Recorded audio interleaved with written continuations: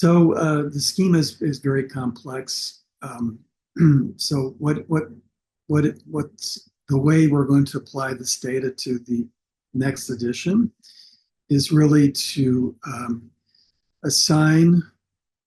Um, well, the model actually creates predicted survival for all these different combinations, and so now we have to construct a table that then matches their survival with their stage. So stage 1A is survival that's better than 94% at 3 years. Stage 1B is survival that's between 92 and 94%, and so on and so forth. So, and those survival ranges are based upon the survival ranges that have been historically used in the 8th edition and prior to that.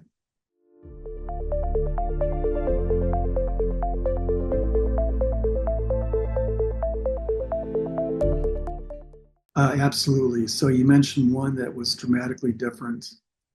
So patients, if you look at patients with triple negative breast cancer, for example, if they start out in stage 3, which means they have positive nodes and a fairly large tumor at least, or both, if they have a complete response, most of those patients fall into a stage 1 category, which is pretty dramatic.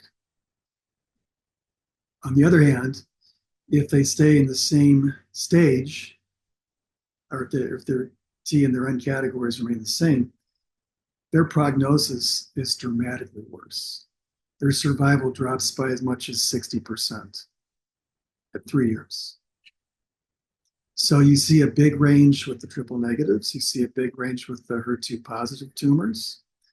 The luminal A breast cancers, the ER positive, PR positive, HER2 negative tumors, their responses are not as important for the prognosis. They still make a difference. The response still makes a big difference, but not as big.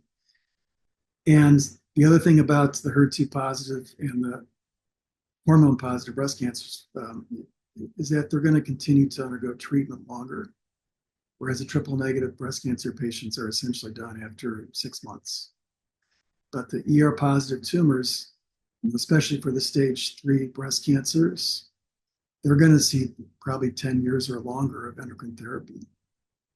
So their impact on survival is not as affected as it is for the chemotherapy sensitive tumors, more sensitive tumors.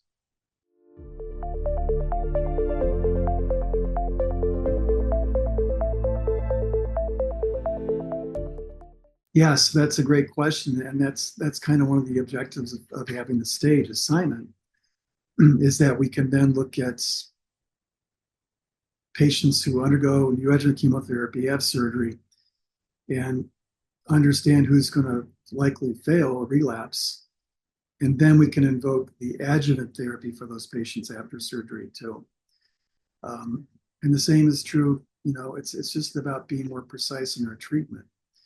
The study didn't address the utility of adjuvant therapy after surgery, after neoadjuvant chemotherapy, and it didn't address neoadjuvant endocrine therapy either. So we still have some gaps of treatment approaches and helping us to understand what comes next. But having a stage now that we can assign patients after neoadjuvant chemotherapy and surgery will allow stratification for better clinical trials having that stage assignment. The patients that are in this publication were treated from 2010 to 2018. I mean, a lot of those patients were treated with what we consider outdated therapy. So breast cancer therapy continues to improve rapidly, which is why we have to look at smaller groups of data that are more condensed in the time of their diagnosis to understand how to measure their outcomes. But I think our next iteration is going to include adjuvant therapy too.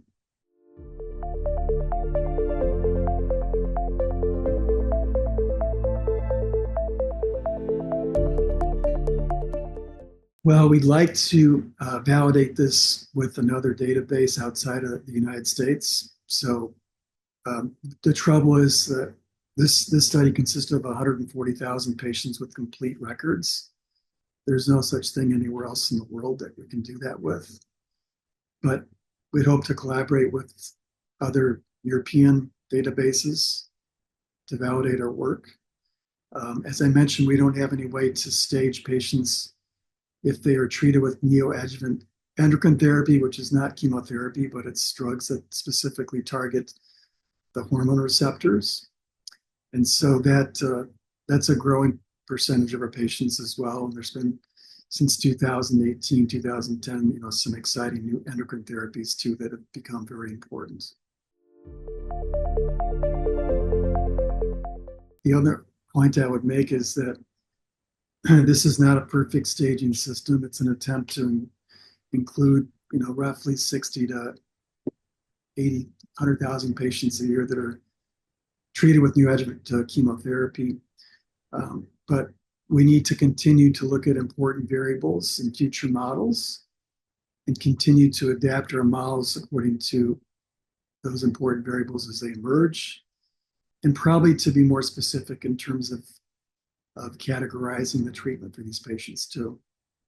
The point is, it's very important to continue collecting data on a national basis, because finding differences like we found in this study require a lot of patients, a lot of data, a lot of participants.